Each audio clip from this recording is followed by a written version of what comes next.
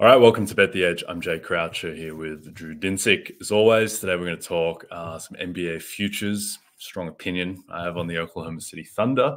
We'll talk about Justin Fields and his next team and what the market may do off of that, with some buzz about him potentially going to the Steelers. And then we'll close out with some college basketball chat with number 4 ranked Marquette playing at UConn, the number 1 team in the nation on Saturday. But let's start off with the NBA.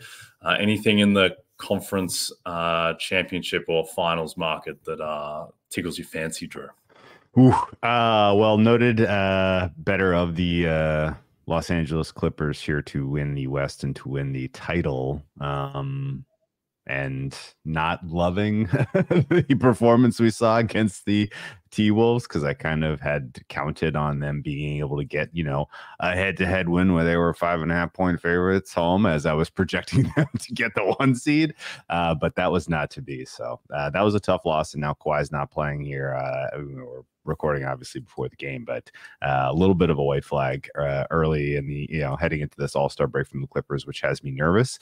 I still have a decent price. Market kind of came with me after getting down. I'm in the 7-1 range on Clippers title. I'm looking right now at 565.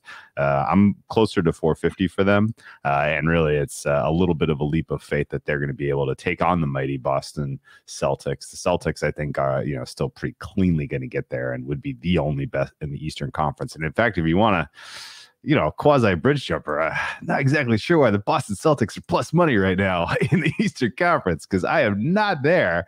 But ultimately, I think the Clippers match up especially well. And, you have Kawhi, who's a little bit of been a Celtics killer, and a little bit of a big brother picking on the little brother with Tatum and Brown potentially in that series. So, I think there's definitely scope for a pretty competitive finals if we get Clippers Celtics. And I will acknowledge with all this that the Clippers getting there much tougher than the Celtics, because we've now stratified the top of the Western Conference with 4 bona fides in the T-Wolves, the Thunder, the Clippers, and the Nuggets. And realistically, any of those 4 teams shouldn't shock you if they get there, albeit certainly the T-Wolves and the Thunder have more to prove about how they ultimately can navigate a best-of-7 series in the playoffs, especially the Thunder, who we have never seen do that. So, I think I'm okay leaning into the experience a little bit. And I guess, I don't know, as you step back and you look at sort of the macro of the NBA and the Western Conference in particular,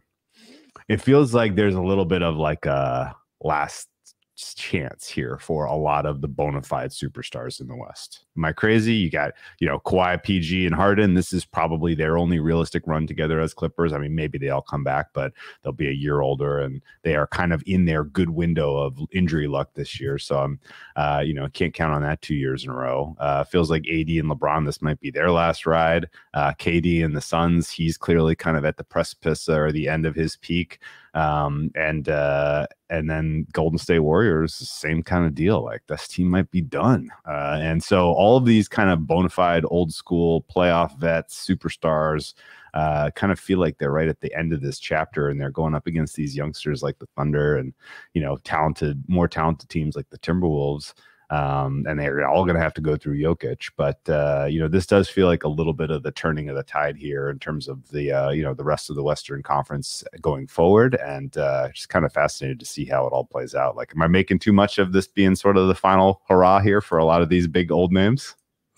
Yeah, I think that, 2 of the biggest old names, Stephen Curry and LeBron James, I don't really take them seriously as title contenders for the moment, having to come almost certainly out of the play-in.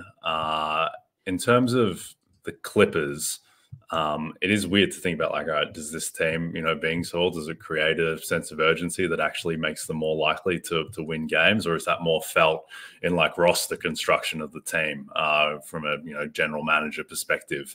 I think, to me, the most interesting thing in the West at the moment is that you don't often see this, where it is stratified right now, where your 2 clear favorites, the Nuggets and the Clippers, neither of them are top 2 seeds at the moment. And they're not the way the market has it priced. I don't necessarily agree with this, but the Wolves are your clear favorite to get the 1 seed in the market. And then the Clippers and Thunder are about even in second, and then the Nuggets are fourth. And so I think that the most interesting thing to me is how the Thunder are being priced, because the Thunder right now on the season, they have a plus 7.3 net rating. They have the number 5 defense in the league, the number 4 offense, and the market adores them. They were just 2.5 point favorites in Dallas. In Dallas, with Luka Doncic and Kyrie Irving healthy. Now, they lost the game by 35 points, but the point is that the market loves them. They were 3-point favorites in Orlando last night, a team that, you know, has a chance to be top 6 in the East. I think that, like, I am always, as a bettor, I think it is just my destiny to always be in position to be leveraged on these regular season machines that people arbitrarily sometimes think are just going to break down in the playoffs for a reason that is speculative. Like I was heavily on the Celtics in 21-22 when they made the finals to win the East and to win the finals, because everyone was just like, well, Tatum's just can't be the best player on a team that wins the title or gets to the finals. The Celtics, well, they were the 2 seed that year. They opened dogs in the series to Brooklyn. They opened dogs, and the main thought was, well, Kevin Durant's better than Jason Tatum. Oh, great. He's got, you know, 4 other players on the court with him at the same time, and they're way worse than Boston's players, and Celtics swept them in admittedly a series that, you know, probably should have been 4-2 on balance, but whatever. Always on teams like the 49ers this year with Brock Purdy, like the Budenholzer Bucks, who had all these, you know, allegedly fatal flaws, like the Nuggets last year, who were dogs to the Suns despite having home court. All of these type of teams that have amazing regular season resumes, but have this, you know, fatal flaw. And people thought that about the Nuggets last year. No one remembers this now because now Jokic is a made man. Everyone thought that they were going to get noticeably worse on defense in the playoffs because of Jokic being a quote-unquote plotting center. And it actually kind of went the other way, where it seems like they got better in the playoffs because they shortened their rotation and Aaron Gordon became the backup center instead of DeAndre Jordan. So bring it back to the Thunder.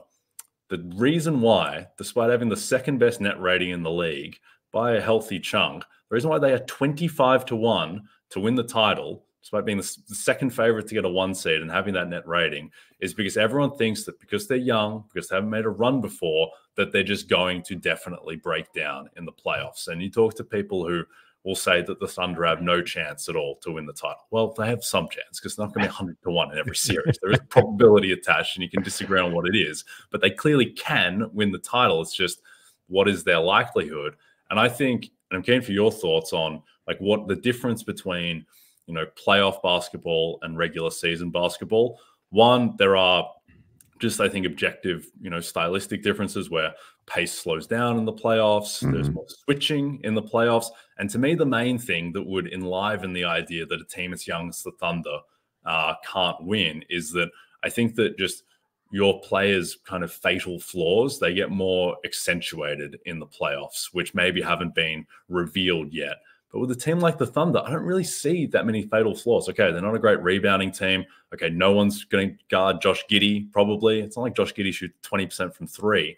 I do think that this team, like, they have a legit MVP candidate in Shai Gilgeous-Alexander, who's +9 EPM. They have 2 legit all-star caliber players, in my mind, in Chet Holmgren and Jalen Williams. I think Gordon Hayward helps them a ton. They have capable depth. Like, guys like Giddey has his flaws, but he's still a useful player. Isaiah Joe, like, I think that this team is much better positioned than your average, you know, young team making its first run to make a run and make the finals. But what do you think of the Thunder? Man, you're twisting my arm, man. And I honestly, I bet a little bit of Thunder yesterday, but it wasn't for the West. It wasn't for the title. It was for the Northwest. You know, and kind of summarizing our thoughts on the MVP race and just in general, like, man, is there a proxy bet here on the Thunder, like, to win the Northwest? Because they were +260, which didn't make a ton of sense. And they've since shortened to about even, you know, to about even price with the Nuggets at +200 and +216 for the Nuggets and the Thunder, respectively. I think that's closer to right. And just in general, I think there's definitely scope for them to continue to win in the regular season. And there's scope for them to run down the Timberwolves. And nothing magic about what the Timberwolves are doing right now, and they've benefited a little bit from a couple of soft opponents here. Certainly didn't look all that scary last night until the very final frame. So, I definitely see opportunity here for the Thunder to be a problem for some teams in the playoffs. But I can tell you the moment this season where I was kind of like, put a line through them. January 3rd, Jay. The Thunder played one of the most entertaining games of the regular season against the Atlanta Hawks. The Hawks were awful at the time. The Hawks weren't playing good defense. They're still not playing good defense. And that game came down to the wire where, the Hawks, they had a 12-point lead. Everything's good. And it's literally just like, you know what? SGA puts that team on his back, made 3, made 2, made 2, made 2. Oh my gosh, we have a 3-point game. They run an amazing defensive set. They get lucky with a Bogdanovic missed 3-pointer, and they get the ball back with 5 seconds left, or 3 seconds, something like that left, and 3 points needed to send the game to overtime. And I was like, okay, this is big. Like, we don't have many of examples of how this Thunder team is going to handle like the adversity, these high leverage moments at the end of games. And here they have one against a team that stinks at defense. Like, this could be pretty telling. Like, what are they going to do? Like, what action are they going to call? Like, SGA has been carrying them. Are they just going to go back to him? Is he going to ISO SGA time? Like, what are they going to do? They ran just an absolutely beautiful offensive set that got a man wide open in the corner, wide open look from 3. And it was no good. And it wasn't even really that compelling. Like, it wasn't even like out of his hand. You're like, oh, goodness. All right, well, this isn't great. You know who that man was? It was Isaiah Joe. And the problem with this is that Isaiah Joe is a perfectly fine player.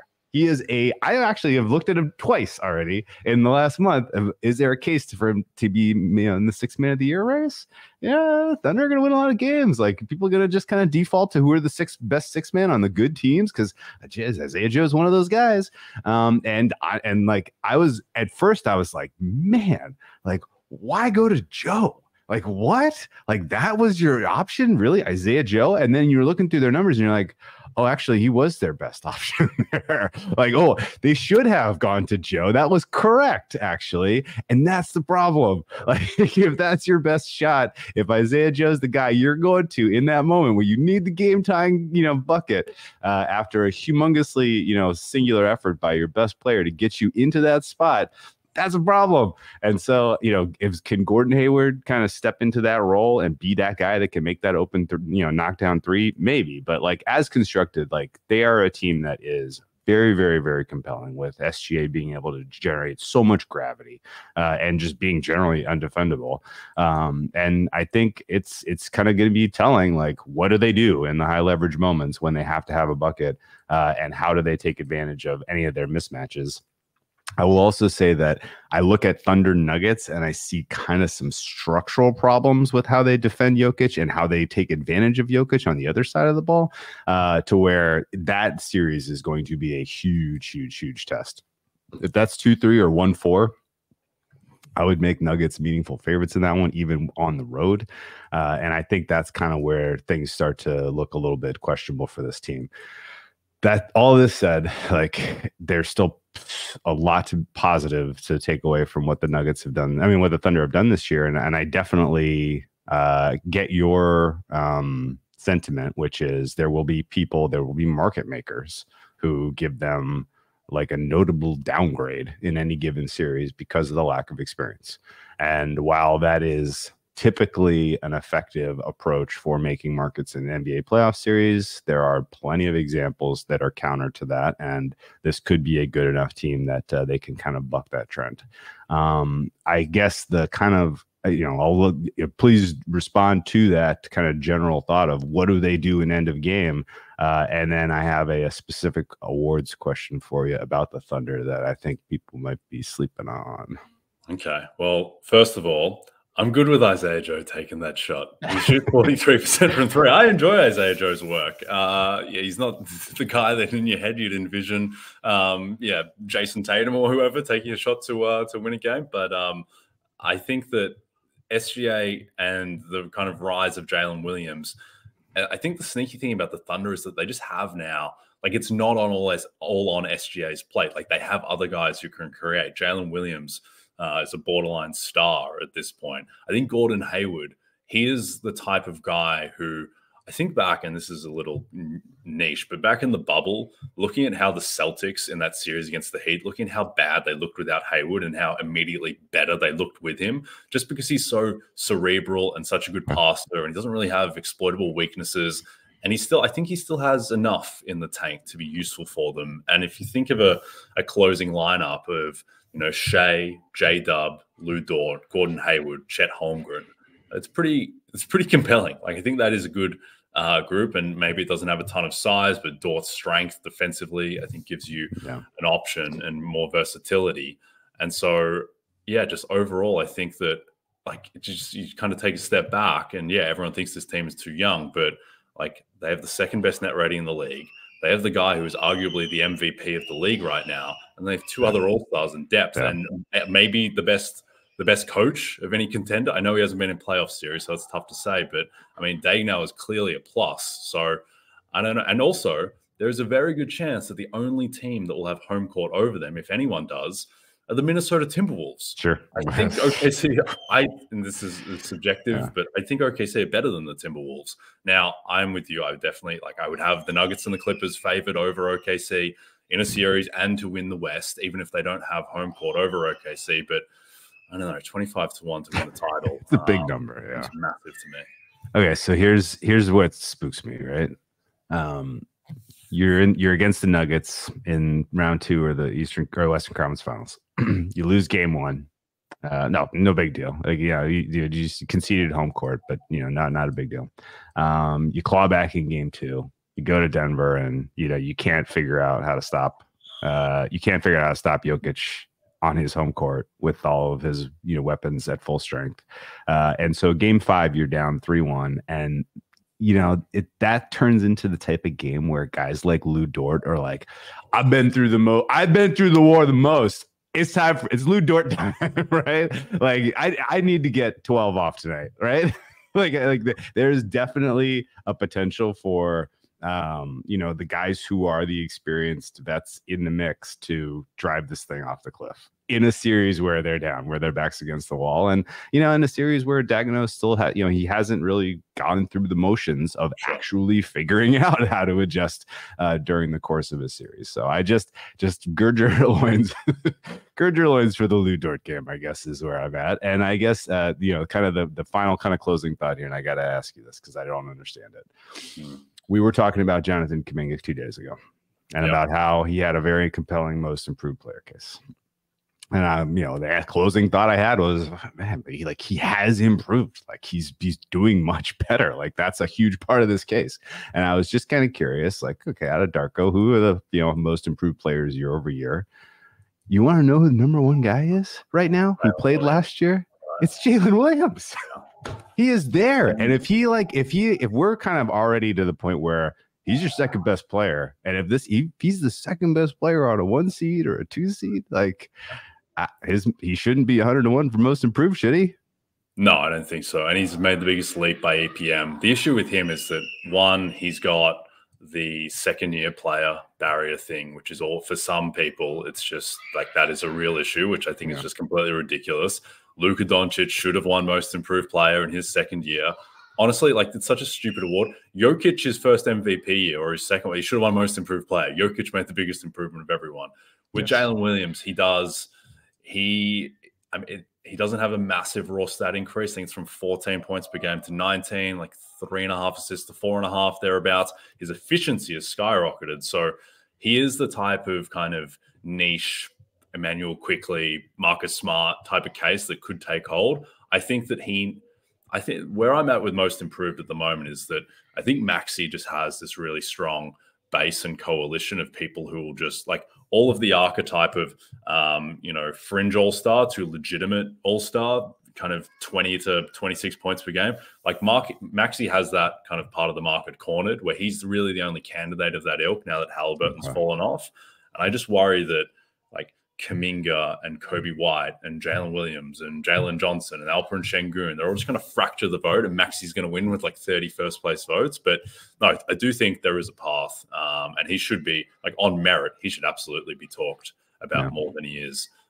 When you're talking about Lou Dort taking the big shot, remind me of having sweated Celtics tickets in different iterations for really the past like 7 years. I don't know why. Sure. It's always like they very much fit the ilk of a team that I think I find value on.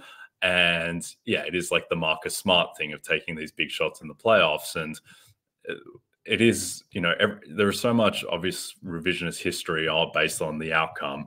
Like, everyone is talking now about Mahomes as the greatest player of all time, and Shanahan as someone who can't win the big game, basically because the Niners, Spencer Burford, whoever blew a protection in the OT play, and if he just blocks Chris Jones, and it's a walk-in touchdown for two different receivers that were wide open.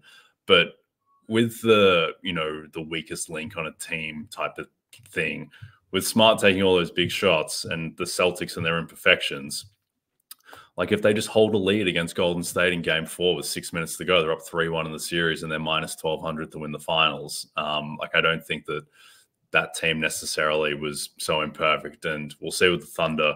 I think the most recent team of this kind of vintage was probably the Grizzlies in 21-22, where they kind of came from the clouds and won, I think, like 57 games. And they got a 2 seed, and they played the Warriors, and they lose that series to Golden State 4-2. Morant gets hurt. I think everyone looks back on like, oh yeah, they were a young team, and they, you know, they didn't have the goods to go past, you know, the vet star team that ultimately goes on to win. Like, the Grizzlies lost that series in 6. They lost Game 1 at home by 1 point. They lost Game 4 by 3 points. Like, they absolutely could have won that series, and I think they, you know, they could have won the finals that year. So yeah, I kind of dispel the notion usually that a team has a certain kind of speculative floor, and that just means they can't win. Like, I think people need to take Oklahoma City a bit more seriously. Yeah. The key is the 1 point loss, that Game 1 loss at home. Yeah. Yeah. It feels like it's coming, doesn't it? Yeah. Right. Like, you replay that game a ton, like, if in a neutral situation in the middle of the season, like, the Warriors aren't within 6 points of them in that game, but, you know, with the stakes that high in a place they'd never been, like, there was just intangibles that made that a weirder game.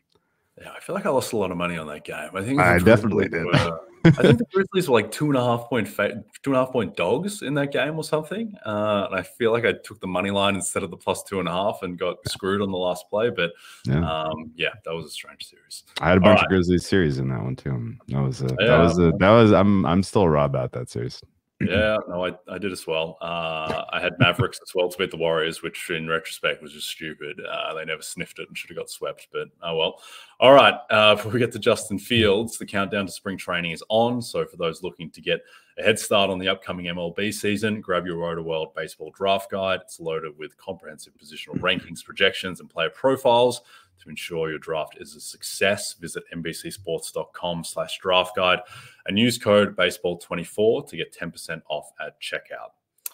All right, Justin Fields, his next team. Adam Schefter on the Pat McAfee show said that the Steelers are big fans of Justin Fields in the market. It's not widely available to be bet, but the Steelers are -125 to be Fields' next team. The Bears are +200.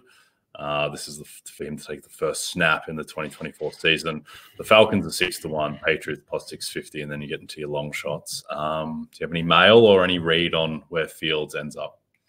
I really don't. And the report kind of caught me by surprise, because there was a prior report that was something like Steelers maybe in the Ryan Tannehill market, and that one was like, oh yeah, obviously.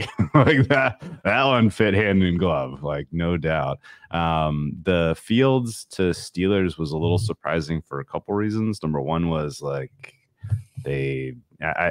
Art Smith is now their offensive coordinator. Art Smith had a healthy swing at Fields if he wanted him, and elected to take Kyle Pitts.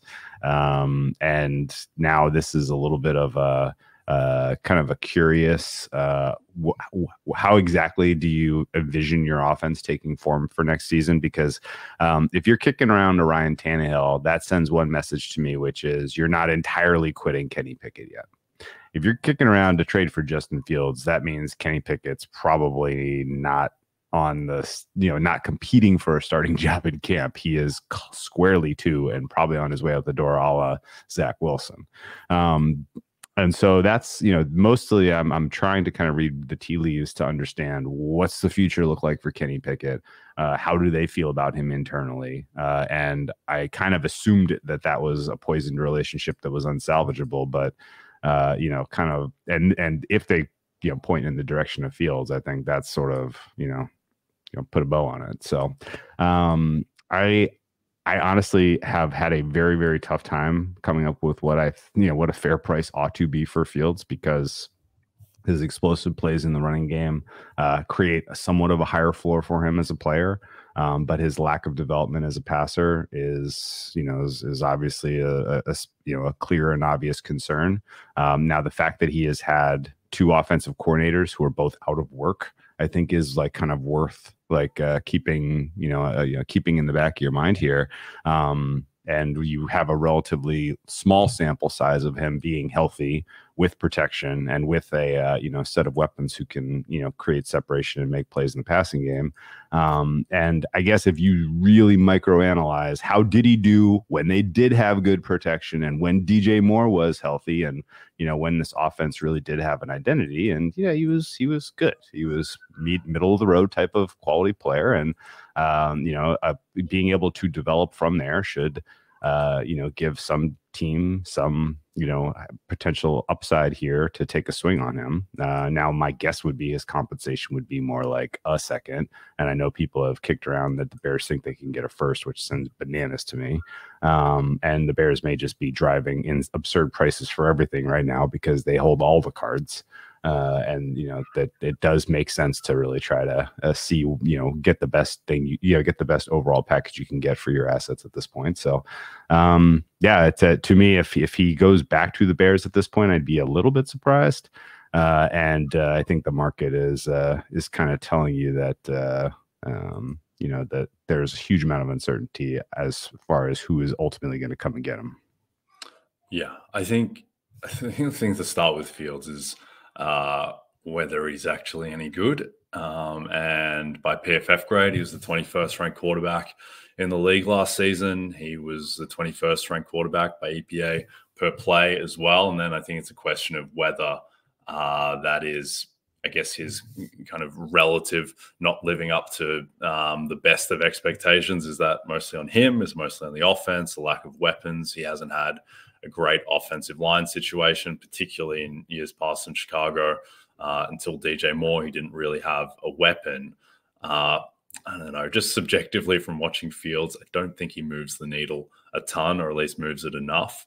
In terms of landing spots, I think the most compelling one would be the Falcons, just because of their offensive line, with how dynamic that could be with Fields and Bijan and Drake London and Kyle Pitts. I think that would be exciting. When you're talking about Ryan Tannehill, one, he's very, very not poetic, but it feels like kind of hand in glove that he'd wind up on the Steelers as this other kind of stopgap. And I can already project the kind of 37-second internal monologue I'd have about, can Ryan Tannehill win comeback player of the year again? And kind of be the Chad Pennington of his era, racking up multiple comeback players of the year as a kind of uninspiring but perfectly competent quarterback. Potentially, but probably not going to beat Aaron Rodgers and company. But yeah, is there a team that you think that Fields going to really vaults them up a tier? Well, definitely the Falcons. That feels like the right fit. It feels like you're working with the most in terms of weapons. Like, we haven't even really digested it, but like Fields going to Pittsburgh, that kind of telegraphs, failure in my opinion. Number one, because I don't really see him fitting well in an Art Smith system, and number two, you're kind of back to the worst of in terms of conditions that he had in Chicago, i.e., not great pass pro and weapons of variable quality. Like, I don't know how likely it is Deontay Johnson comes back. I don't know how likely it is that Pickens develops into a wide receiver one. I think those are both long shots, honestly. And if this is and all of a sudden an offense where it's like, well, we were thinking pass protection, and you're gonna throw it to Pat Freiermuth 10 times a game. Like, this offense is gonna be terrible. And I think ultimately, like, if that happens, then Steelers probably very clearly I will be modeling as the fourth finisher in the AFC North. And so I'd rather see anything else, honestly. Just send him to the Falcons, please. I don't think the Patriots have the same exact problems: poor pass pro, lack of weapons. And I think if there's maybe one guy who would kind of be intrigued to see him with, it would be Sean Payton and the Broncos, just because Payton has he's got sort of the masterclass of development under his resume. And, I don't know that he's a perfect fit for what Sean Payton wants to do as far as offensive scheme goes, but it would be exciting to see a guy with the talent of Fields under the tutelage of a guy with the abilities that Sean Payton brings to the table. So if I guess I'm going to send him one place, I would send him to Denver. Okay. Yeah, no, I think that makes sense. All right. Thursday night is another chance to watch a new chapter in college basketball history when Caitlin Clark chases down the all-time NCAA scoring record when Iowa hosts Michigan. Coverage of the Big Ten matchup begins at 7:30 p.m. Eastern, exclusively on Peacock. All right. Marquette at UConn Saturday, Drew. Any thoughts on this game and any college basketball thoughts in general? Oh, man. I got a lot of thoughts about this game. Okay. Hit me. I am anti UConn right now in the market, and I don't feel great about it. This UConn team was huge for me last year in a lot of ways. They were so clearly like number one with a bullet early in the season, and then had the midseason malaise that really kind of shook people's kind of recognition that they were good. And then they were fully healthy and full go come tourney time, and they got drawn into a really, really tough region and took care of business. And I think, there's been a pretty significant turnover in terms of roster, but there's still a lot of legacy there with kind of a team that has an ability to, kind of step up and be dominant in the tournament setting. That said, they are on the fringes of a team that I will have anything to do with when it comes to tournament betting, because they are a brutal defensive team with respect to forcing turnovers. So if they come up against a hot shooting team, it's probably lights out. This is the same sort of Achilles heel that Purdue brings to the table. It's the same Achilles heel that Illinois has. It's the same problem North Carolina has, Creighton, Florida. Like, there are a whole pot of teams that I will be very, very happy to be against come tournament time because of this specific problem. One and done. If you can't create defensive turnovers, you are more liable for an upset. All that said, this particular matchup is of interest to me because Marquette checks every box for a team that I usually bet on during March Madness. Now I'm, very notably pro Houston, if nothing else. But I would put Marquette right there in the next bucket of teams that I would not have any issues at all backing in a tournament setting. And I think the fact that they crashed early last year, maybe it's thrown some of the scent off of what this team could do in a given setting. If Houston and Marquette end up in the same bracket, I'm going to be super bummed. But all that said, we're expecting a game market here that's in the ballpark of about 7.5 points. That to me seems too high. Marquette is very capable of going toe-to-toe with this UConn team. And if they get a road win this weekend and turn around and defend home court in their next head-to-head, which is right now projected to be around a pick-em, you could very well see Marquette steal the Big East. That would be a very cool outcome because I'm, just in general, like watching and, enjoy watching this Marquette team and would like to see them continue on their success. But this is going to be a tough matchup for them for all the reasons that people could have guessed. Being on the road this time of season, in that type of hostile environment is not going to be easy. But again, they do have the right makeup as far as a team that can go produce an upset. They shoot the three fine, and they defend the three. Specifically, they defend. They defend the three-point line in areas of the court that matter most, I think, fairly well. So I could see Marquette coming up with a victory here, as there are definitely some shooting questions still to be answered by Connecticut. And just in general, I think we haven't talked Connecticut at all in this podcast. Usually it's me and Vaughn chatting CBB, but yeah, I'm against them doing anything this year, and I'm a little nervous about it. Okay. My big CBB sweat at the moment is I really need Houston to get home in the Big 12, which they keep playing with their food and got annihilated by Kansas relatively recently, though Kansas have given a couple games back. I think it's all going to come down to a home date with Iowa State, which is more frightening than anticipated previously. So that is my sweat. And before we sign off, any interesting long shots or not long shots to win the national championship market? So I'm tilted. I'm tilted Houston. I'm glad that you're on Houston Big 12 as well. I am not sweating that game against Iowa State. I think Iowa State is a little bit of a hot fraud. Iowa State's 3-point defense is atrocious. And or their 3-point offense in terms of getting up threes is atrocious.